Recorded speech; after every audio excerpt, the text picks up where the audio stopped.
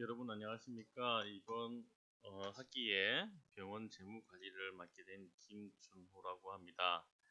어, 지난 학기도 마찬가지지만 코로나 19의 영향이 매년 학기 초에 시작되는 모양입니다. 그래서 여러분과 직접적인 대면 수업을 해야 하겠지만 비대면 수업으로 시작하게 된 것에 대해서 매우 유감스럽게 생각을 합니다. 대면과 비대면의 차이는 상당히 많은 차이가 있다고 지금 실제적으로 느껴지고 있는데요. 그래서 비대면 수업에 있어서는 좀 심층적으로 들어가는 것보다는 필요한 사항들에 대해서 여러분들이 체크하는 정도, 그리고 실제적으로 대면 수업이 있었을 때 조금 더 심층적으로 들어가는 부분으로 방향을 잡아보도록 하겠습니다. 이번 학기 병원 회계 및 재무 관리에 대한 부분들은 전체적으로 출석 20%, 그리고 중간 평가, 기말 평가 각각 30%, 그리고 그 리포트라든지 수업 태도라든지 이런 부분들이 한 20%의 부분으로 차지하게 될 것입니다. 이렇게 염두에 두시면 될 것 같고요. 그래서 전체적인 구성은 병원 회계에 대해서 이 회계 재무적인 부분들까지 논의되는 것을 파악을 해 보도록 하겠습니다. 우선 병원 회계, 어, 뭐 회계에 대한 부분들은 대부분이 다 전문가들한테 맡겨두고 있죠. 회계 관리라든지 재무 관리라든지. 그래서 기업에서도 항상 중요하게 생각하는 부분들 자체가 가장 기본적인 부분. 기업이나 병원이나 어떠한 여러분들께서 자영업 또 사업을 한다고 했었을 때도 가장 중요하게 왜 이것을 하느냐, 사업을 왜 하고, 왜 가게를 왜 열고, 그리고 병원을 왜 운영을 하느냐 하는 부분들은 결국에는 수익을 원하는 부분입니다. 그래서 그 수익을 원하는 부분들이 어떻게 이루어지고 있는지를 파악하는 것이 이번 학기 때 저하고 같이 배워볼 부분이라고 생각을 하시면 되겠습니다.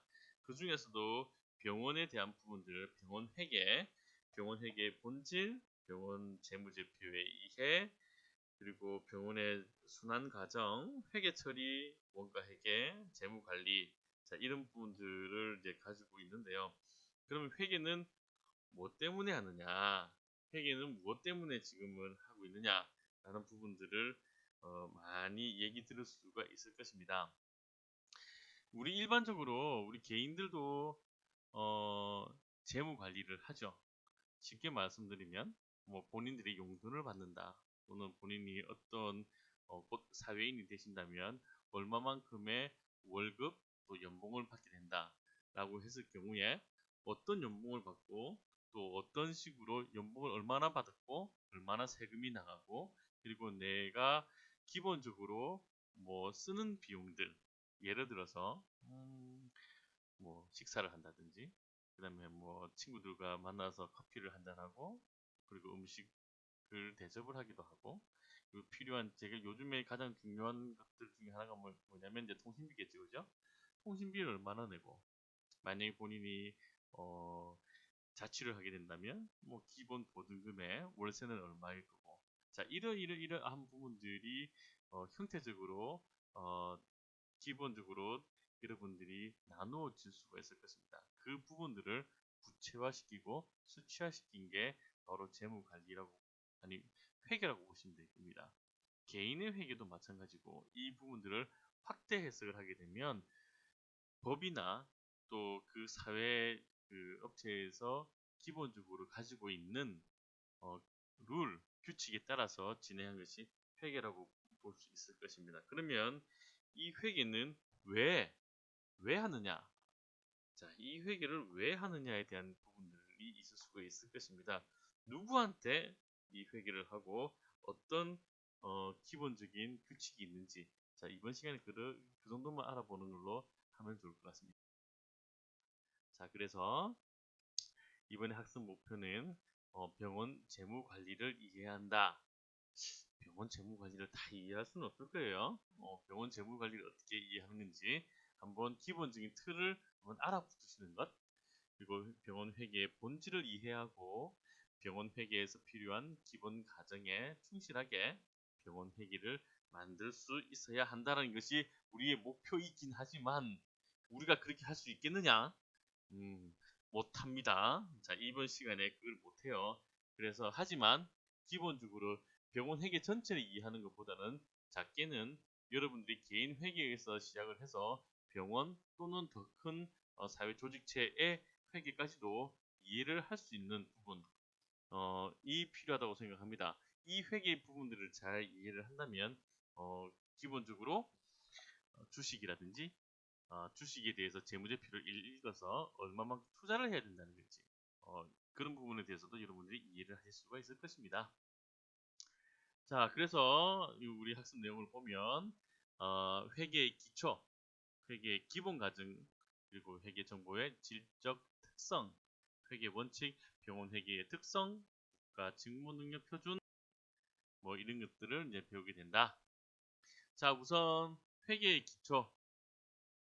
자, 회계의 기초에 대해서 여러분들께서 지금 이제 얘기를 나눌 수가 있는데, 이번 시간은 회계의 기초에 대한 부분들만 얘기를 해보는 걸로 하겠습니다. 자, 회계의 기초. 회계의 기초는 우선 자, 회계 정보 이용자들에게 자료를 제공하는 것이 회계의 기초입니다. 자, 회계 정보 이용자는 뭐냐? 회계 정보는 뭐냐?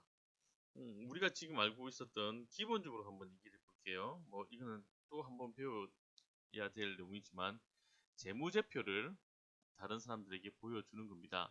여러분들께서 만약에 A라는 친구가 있다라고 한다면 이 A라는 친구가 누군지에 대해서 첫 면접을 보게 될 수 있을 겁니다. 그죠? 면접을 본다고 했을 때 저는 그 A가 누군지 모릅니다. 그래서 그 A가 제공하는 어떤 것을 보고 면접을 시작을 하게 됩니다. 그 어떤 것이 무엇이냐면 바로 자기소개서가 되겠죠. 그 자기소개서는 여러 가지 형식이나 양식이 있을 수가 있습니다.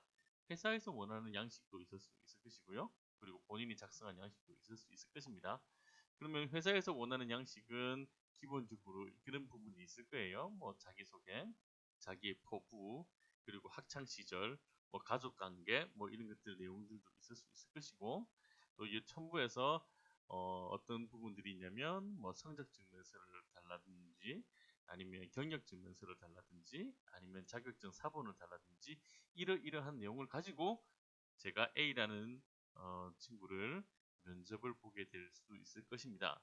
이 일련의 자료들은 A를 알아보기 위한 자료들이겠죠. 이 일련의 자료를 그대로 회사나 조직으로 옮기게 되면 바로 이 일련의 자료가 어떤 형식, 회계 자료가 되는 겁니다. 회계 정보가 되는 거죠.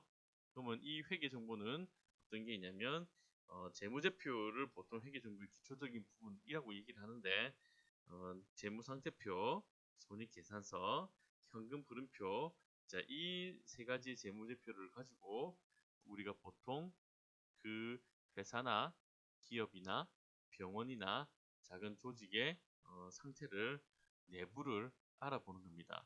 쉽게 말하면 이 재무제표가 그 기업의 자기소개서라고 보시면 됩니다. 자, 그 자기소개서는 기업은 결국 아까 서두에 말씀드린 것처럼 수익을 창출해 내야 되는 곳입니다. 그래서 수익을 창출해내는 이 기업, 수입을 창출해내는 기업은 어떠한 방법으로 수익을 창출해내느냐? 아까 말씀드린 대로 그 회계 정보의 일련의 기본적인 규칙을 가지고 우리가 알 수가 있습니다.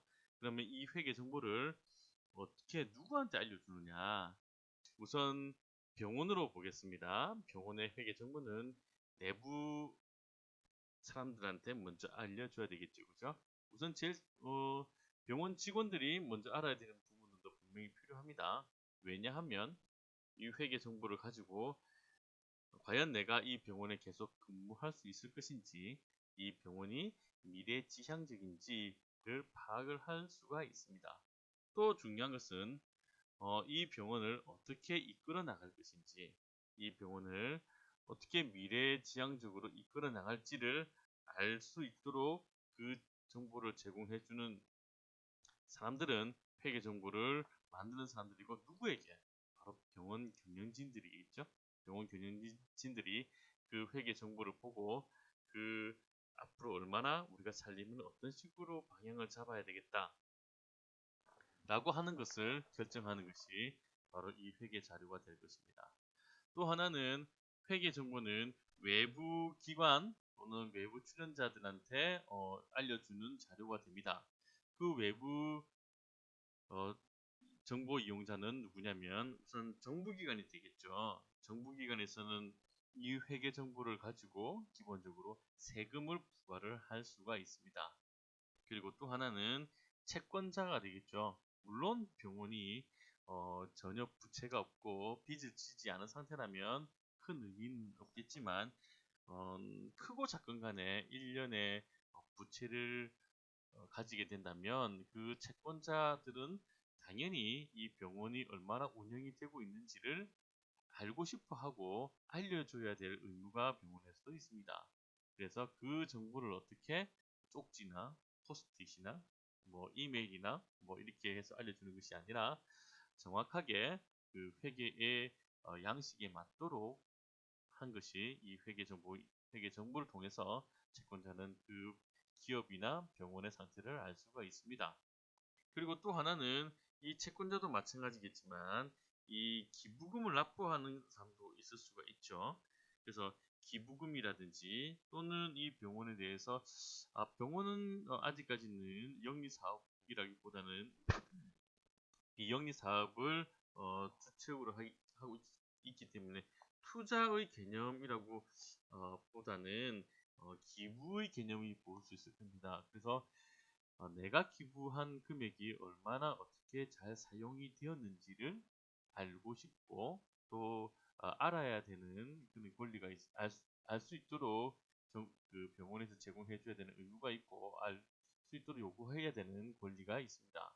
자, 그런 권리를 행사하고, 그래서 그게 투명하게 잘 이루어진다고 하면 기부금의 그 출연 자체를 좀 더 크게 할 수도 있죠.